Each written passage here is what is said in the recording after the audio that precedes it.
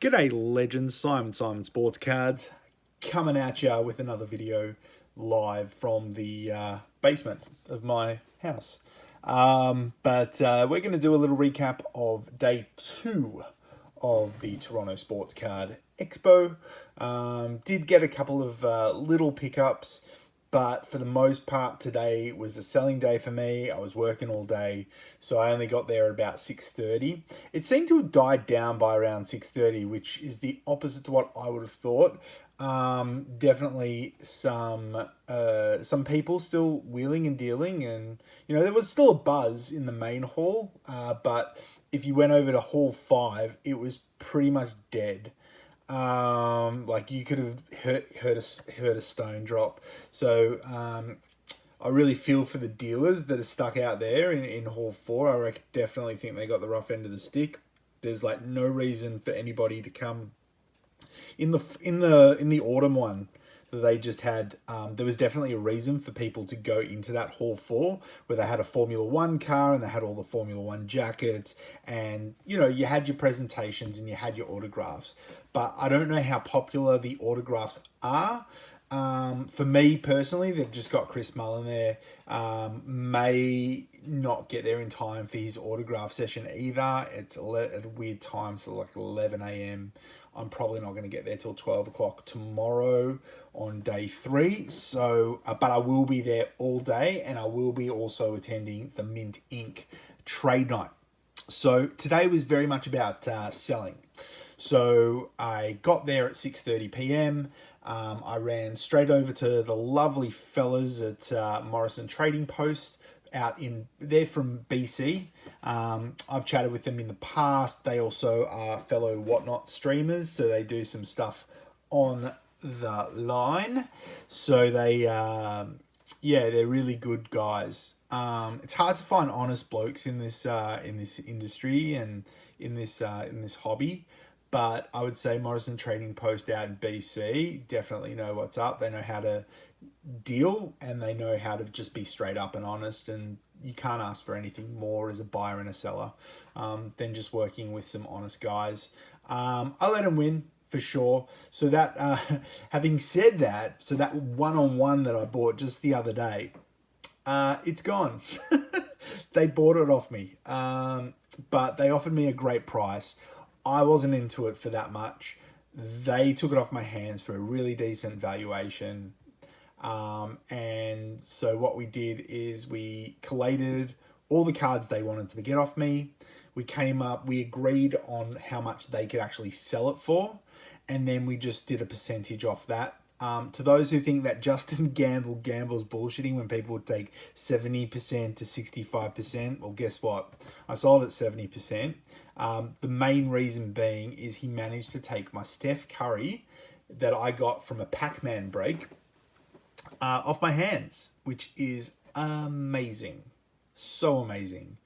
I have been stuck with this card thinking, like, I took it to Burbank Sports Cards. I did not know what was going to happen. I thought for sure nobody's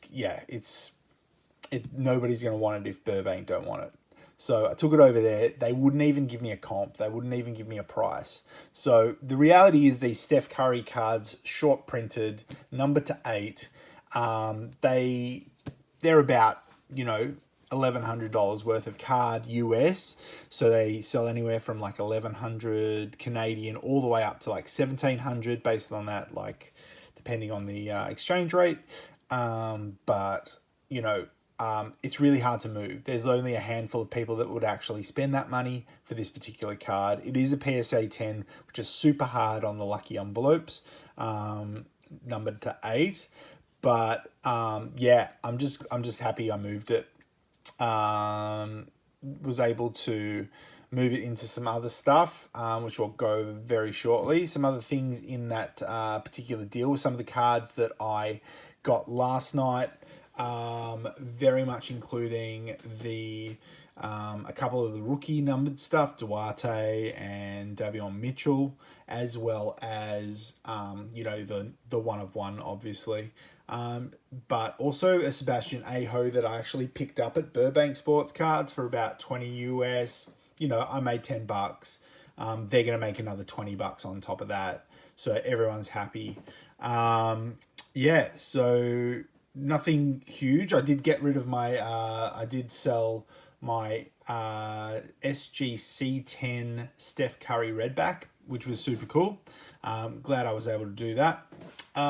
Cool. Without further ado, though, before I wrap it on, so I'll show you the cards that I picked up today, and then I just want to talk about a couple of points. So I did pick up some more Kobe rookies to hopefully flip into some bigger cards or to trade up. 2 PSA 9s, one's the Ultra, one's the Skybox Premium. Look, these aren't massive cards anymore. They used to go for hundreds of dollars. Now they only go for, like, you'd be lucky to get $800 each. But that's kind of what I'm thinking for trade value. There's a trade night tomorrow night, so these are going to be perfect. And then there's a card that I couldn't believe that I found it. There's only 690 of them in a PSA 9, and there's only 70 of them in a PSA 10. There's a bunch in PSA 8. It's also Kobe, and it is the Row 1 Kobe out of Flair Showcase. So this is a rookie, 1996 Flair Showcase, Kobe Bryant. Picked up this lot for $450. You can't buy this card here right now on eBay, on any platform, for any less than $600. It's just not available. So the fact that I was able to pick it up at such a great price is really good. Plus, I've got these two to use in trade. I don't think I'm trading this. We will see. Here, let me get a stand for these. Just pop this over here. And then, so yeah, these were my big pickups. Obviously, I was able to do that massive deal with Morrison Trading Post. Cashed up, spent a little bit of that on these 3 cards. Here you see in front of you. And I also went back to the kid that I got that big lot from yesterday's video. I gave him an extra $50 because I did not realize in yesterday's video, and just pausing the video for one moment, that Luka base card that was like a Luka Squares, I think I said, it turns out that is a Black Pandora. Whatever that is. I didn't know what it was, but a Black Pandora is an SSP. Luka Doncic SSPs. The Black Pandora goes for around $175. So that was a very pleasant surprise, and I didn't think it was right to not give this kid a little bit of good karma back by flicking him a bit of the profits from my deal with Morrison Trading Post. So I did that. And I picked up these great Kobe's. I did want to touch on one little point. There are some... I see a lot of posts on Facebook and Instagram of people who are going to be at the expo and are looking to buy everything. And then you go there and you present your cards, and some of them are nice cards. Some of them are like $200 to $300 to $500 cards. Some of them are only like $100 to $200 cards, and some of them are $50 cards, right? Nevertheless, you go there thinking that, oh, they say we pay strongest in the market, we pay the best. But it turns out they're only looking for very specific cards. They're only looking for like the creme de la creme, the top 5%. They're looking for your Jordan rookies. They're looking for your Gretzky's. They don't care about your $100, $200, $300, even $500 cards. So be wary if you see any posts. I won't mention any specific names.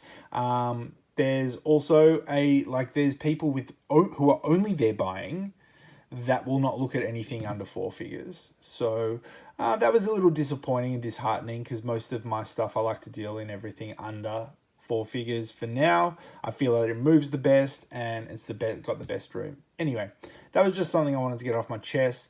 I will be spending a lot of my time tomorrow. We're going to be opening up the Donruss soccer box. So if I get any massive hits from there, hopefully I'll record that. But this is something that we're going to be cracking open tomorrow with my mates. And I'll try to get some footage of that, as well as spending a little bit more time in Hall 4. It's been a couple of days and I'm sure they're not feeling the love over there. So hopefully I can pick up some good deals, but also, throw some money there as well to support those guys. Because I definitely know that there's some good vintage tables there. I'm in the market for a nice Willis Reed. Anyway, that's all from day 2.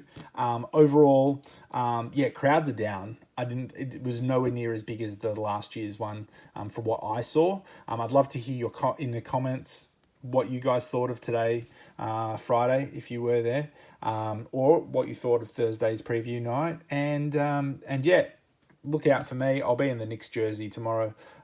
Knicks had a win. Yes, sirree. Up 2 games to 1. So got to be happy with that. Anyway, over and out. Peace.